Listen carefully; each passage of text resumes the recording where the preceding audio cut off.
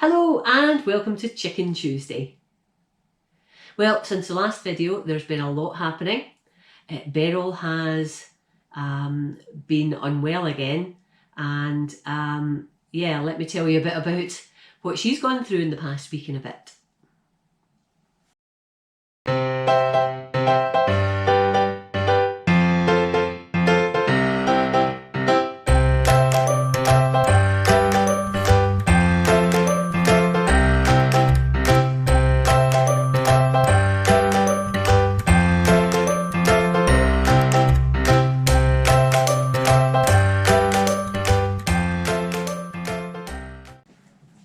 So those of you that follow Chicken Tuesday will know that Beryl was unwell before Christmas, and it all revolved around her laying eggs, or in her case not laying them successfully. And we think she had some sort of infection in her reproductive tract, and that made her very, very ill indeed. After various rounds of antibiotics and anti-inflammatories and so on, we nursed her back to health, and she has been great. But I have noticed that over the past few weeks she looked as if she was wanting to lay, so she'd be sitting in the nest box acting as though she was laying, but when she came off the nest there weren't any eggs. And we always knew that there was a chance that there was going to be subsequent problems with her egg laying since the problems she had before Christmas. So I've been keeping an eye on her, and just over a week ago I noticed a couple of things. First thing, she went to jump out the run and she fell flat on her face, so she wasn't the elegant little soul that she normally is. And then when I had a look at her, she was sort of walking quite wide. Her little legs were quite wide apart and she was like this. So I picked her up, and she'd been eating and drinking and out with the rest of the flock, and you know, generally been quite happy, although I had noticed a little bit of the enthusiasm. Her enthusiasm for food had waned a little bit. So these were all warning signals. I picked her up. She felt quite heavy, which was good, but then I had a feel about her and I felt her abdomen, so sort of down under between her legs, in effect, underneath, just beyond the breast, is the abdomen there, and it felt hard and hot. And it's not really meant to feel that way in a chicken. So I instantly thought, no, not happy with this. So I called the avian vet that I use and got an appointment that day, and Julie took her off to the vet, and that would be, this is Tuesday, so it would be last Monday, so 8 days ago. So vet had a look at her and said she was going to do a scan on the Tuesday, but she suspected an impaction. And by that, what she meant was that Beryl had been laying eggs, or laying parts of egg, maybe not, they hadn't fully formed, but they were getting impacted within her oviduct. And the oviduct is just the name of the reproductive canal. So she said, yeah, I feel that it's quite impacted there, and if it is impacted, if that shows up in the scan, then we are going to have to operate. So that was a worry, because birds generally don't do well under anaesthetic necessarily, and a bird I had a couple of years ago, Bella, she unfortunately died coming round from an anaesthetic because she had a crop problem. Now Bella, as it transpired, had a load of other problems that weren't visible, but in the post-mortem it was discovered that really there was, she was a ticking time bomb where that was concerned. And Beryl, on the face of it, other than this egg problem, was quite healthy, so that's what we had going for us. So Tuesday came and the vet said, yep, done the scan, and yes, there's definitely an impaction there, so really the only way round this is to operate. So they duly operated on the Tuesday afternoon, and I think all in all, from getting her ready to bringing her around, etc., it was under an hour. But I'm sure the people involved in that would be quite tense, because again, birds and anaesthetic don't tend to mix. But she came round fine, and the vet called me and said, right, We've found, yep, she was impacted, definitely. And in fact, what has happened is it's overflowed out of the reproductive tract, and some of the egg material has gone into her abdominal cavity, and that's started a peritonitis, an inflammation around the abdominal cavity, and that's not good. Full-blown peritonitis is not great at all. So she said, I was surprised given how alert and healthy looking Beryl was when she came in. I really was surprised at the extent of what was happening in there. So that was, yeah. But anyway, she came round from the operation, and as the vet was talking to me, she said, "Oh, she's great. She's now standing up, and she's refusing oxygen." So the anaesthetist, the girl who was doing the anaesthetic, was trying to just give her some oxygen to sort of bring her back round again. And Beryl's like, no, thank you. Well, obviously not that, because she doesn't have a hand, but but she was being quite feisty, which was great. So fantastic. So the vet said, all things being equal, you might even be able to bring her home tomorrow night. So that would be the Wednesday night. And I was like, oh, fantastic. So Tuesday night, we were a lot happier than we were on Monday night. But again, still, I hope she's going to be okay after all that she's gone through. Wednesday, talked to the vet, and she said, her crop, Beryl's, although she's quite alert, her crop isn't emptying as we would want it to be emptying. And the crop is a sort of sac that food goes into before it goes through the rest of the digestive system. And she said it could just be anaesthetic, etc. Things are slow, but we're going to keep her in for another day just to get things moving again. Later on in that day, I talked again, and they said, no, what we're going to do is we're going to flush the crop. So that involved putting a tube down Beryl's throat and putting saline down the tube and flushing the contents of the crop out. So another procedure, not under anaesthetic, as far as I'm aware, excuse me, but unpleasant nevertheless, especially since she just hadn't had an operation. So that was duly done. So I tense again. So that was the Wednesday. Thursday, she had perked up a lot, and they said, yep, you can come and take her home on Thursday evening. So that was fantastic. We went out, brought her home. And when we got her, picked her up, they said, look, we've just given her a tube feed. So they'd put a tube down and fed her. So her crop is quite doughy just now, but that should go down. That should be fine. So that was Thursday night. Friday morning, her crop had gone down, but it was still had content in it. And one of the things that you like to see with a chicken is that they should have an empty crop in the morning, because overnight the contents of the crop should work their way out of the crop through the rest of the system and be digested. And Beryl's hadn't. Now, hysterical mother, I suppose, hysterical chicken mother. I was a bit concerned, and Tom was at home, I was at work on Friday, but Tom was keeping an eye on her, and she was nibbling bits and pieces. Her crop was quite static. I think they call it crop stasis when it's sort of not very mobile. It's not blocked, it's not inflamed, it's just not really moving. So I called the vet later on in the day and said, look, this is the situation. Is this to be expected, etc.? And they said, look, probably is. If you're worried at all, come in on Saturday. There's an avian vet on, and they can take a look. And if you want to cancel on Saturday morning before you come out, that's fine. If you're happier then. So that gave me, I was quite happy, because at least then I had Saturday to fall back on. She seemed quite perky on Saturday, but again, I thought, I'm going to just take her, get a wee check up, and it'll put my mind at rest, or Tom's mind at rest, as much as anything. So we jumped out to Cumbernauld, which is about a 40-minute car drive to the vets, and we saw another avian vet, a chap called Robert, who was fantastic and very reassuring and had a good check over at Beryl. And they said, no, there's nothing that's worrying me about what she's doing right now. It's only to be expected. She's been through a lot. But the funny thing is, one of the things you get a bit fixated on with chickens is their poo.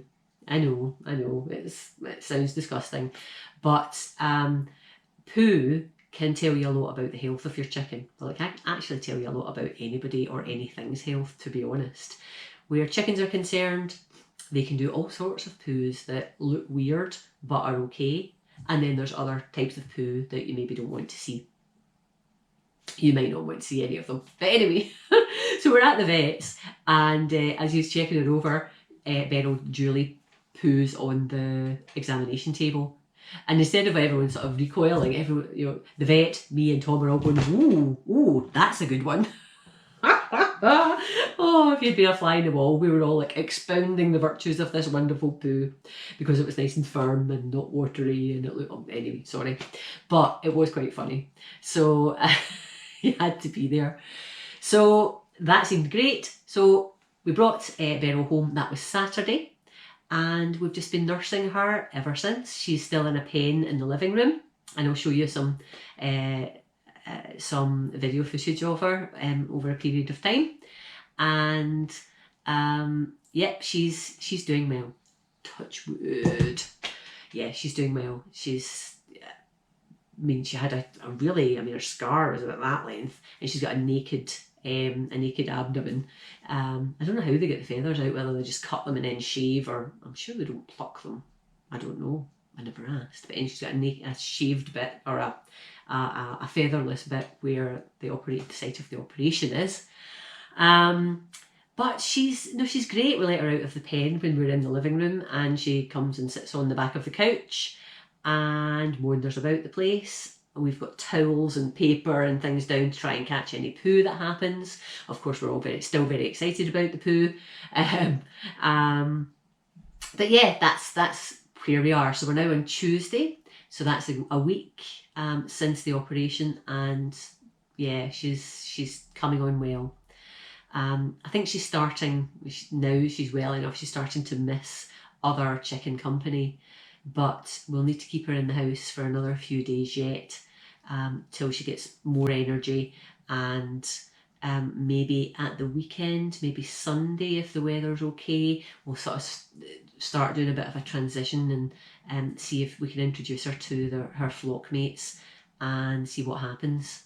There will be a bit of fisticuffs, chicken fisticuffs, but because she's had an operation, we're going to have to be very careful and just sort of keep an eye on things. And then on Monday evening, we've got another appointment with the vet just for another checkup, and hopefully she will get a clean bill of health. The other thing that I didn't mention earlier is that she's had an implant, a hormone implant. She got that on the Thursday before I brought her home, and the implant is just put just behind her shoulder, behind her neck, between her shoulder blades, and that's going to stop her laying. And because if we can stop her laying, then hopefully we're not going to get this happening again. She's not going to lay eggs internally, they're not going to get stuck, they're not going to get peritonitis, blah blah blah blah. And that's really the objective of this. So it will last probably about 4 months, and then I'll take the vet's advice as to whether we see if she can, let her come back into lay and see if everything's okay, or if we just keep implanting her every 4 months or so, just to stop her laying for good. And I'll take the vet's advice on that, and we'll see how it goes. I don't want to put her through what she went through last week, although she came through with flying colours, but she was a wee soul. It's horrible for that to happen, if we can prevent it, and these hormone implants hopefully will prevent it. The downside of the hormone implants, and I'm not talking about eggs, I don't really care if we don't get eggs from Beryl, as long as she's okay. The downside is that it can have some side effects. It can make them, their personalities change a little bit. It can give them a huge molt. So in the next week or so, I'm just keeping an eye, because she might just drop loads of feathers and go into this big molt. and it can also, you know, reduce their appetite and so on. And plus, if they're not laying, their appetite will be reduced as well. So we'll see. Hopefully that will be okay. But that's the state of affairs for our darling Beryl. So let me show you some footage of Beryl now, so you can see what she's up to. And if you've got if you got this far in the video, thanks so much for listening.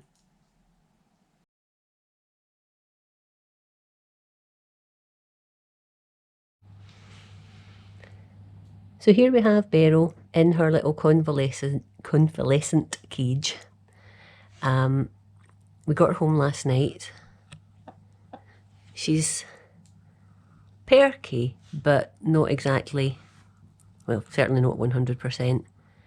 She's got a variety of little tasty morsels there to choose from. She's had a wee nibble at a couple of things, a little bit of scrambled egg, a couple of little bits of sweet corn, but she's not exactly eating much, which is a worry.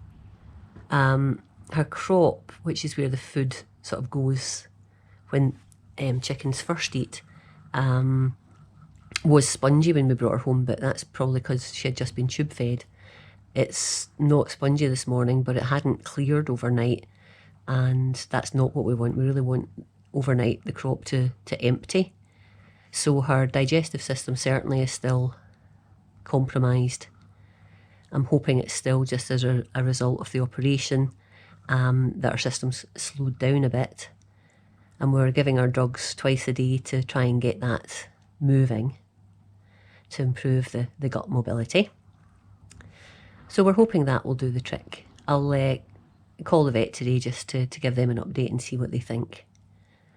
Yeah, it's nice to have her home, but still not out of the woods, I don't imagine. Still quite worried. But hopefully we'll get you going, Beryl. Yes, hopefully we'll get you going.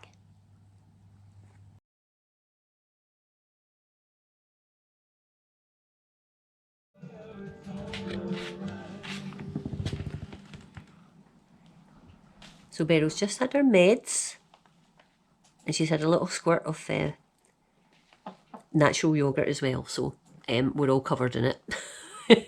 She's covered in it, and I'm covered in it, and Tom's covered in it. But the natural yogurt, I thought I'd just give her a little bit because it helps with the bacteria in her crop. Because one of the things the main thing that I'm concerned about right now is just making sure that her digestive system is working and that her crop is emptying, because it wasn't actually fully empty this morning.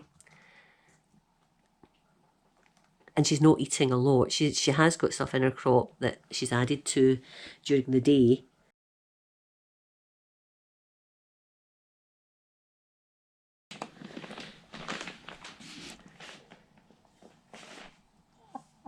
So here's Beryl. We're just back from a little check-up at the vet's, and they're very happy with how she's doing. Her crop's still a bit slow, so I've just to give her a bit of a massage of her crop to encourage it to move a little bit, which is fine. And other than that, she's just to stay indoors until she goes for her next checkup, which is just over a week's time. So it's bedlam here in the living room, because that's where we've got the that's where we've got her pen. But we're not leaving her in the pen. We're letting her out and about. We've got paper and towels on the floor, and yeah, just to make sure that she's not pooing everywhere. But she's not pooing much at all anyway at the moment, so that's okay. But she seems very happy. She's just sunning herself at the moment.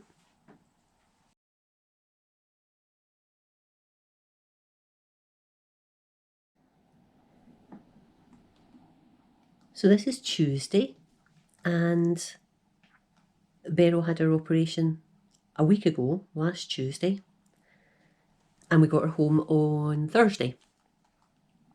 She is, yeah, she's making great improvements, and I popped a little dust bath into the pen for her, and she's enjoying dust bathing, and that lets her while away some time.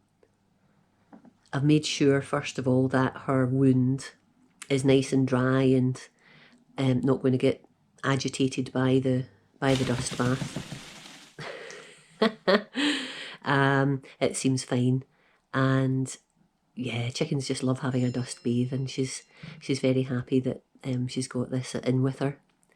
I think she is missing having other chicken friends, but Tom and I are fair enough substitutes at the moment, and she does like coming out and having a walk around the living room and sitting on the back of the couch of an evening.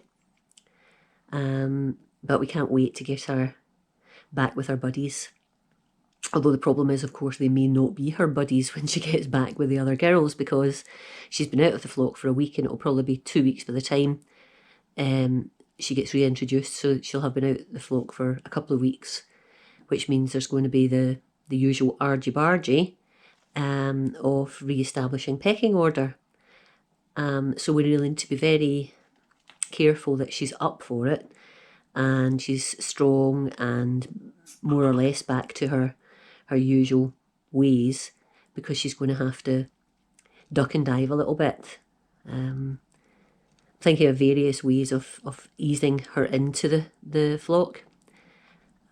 The only unfortunate thing at the moment is that the run can get split into two, and the last time, just before Christmas, when Beryl was out of the flock for just a few days, we put her in one side of the run to just protect her from the girls when we weren't around for the first couple of days, and then she was integrated again. That was fine, but I can't do that this time, because the half of the run that I would have used is housing the two newbies, Jemima and Emily. So we can't use that for Beryl. And I want to get Beryl back into the original flock, so join the other three. Edith, Hamble and Matilda.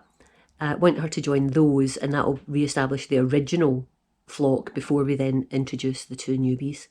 So there's a bit of juggling of hens going to have to happen, but before that we've still got a bit more work to get Beryl fighting fit. But I'm pleased to say at the moment she is making great progress.